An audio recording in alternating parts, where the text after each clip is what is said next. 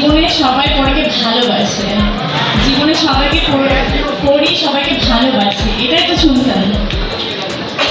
আজকে সেটা মিথ্যা করে দিল যে পরীকে একটু ভয় পায়। এটা খুবই মিথ্যা কথা, বিশ্বাস করেন। আমি পিয়াকে অনেক ভালোবাসি, আমি এই টিমটাকে অনেক ভালোবাসি এবং আমার বিশ্বাস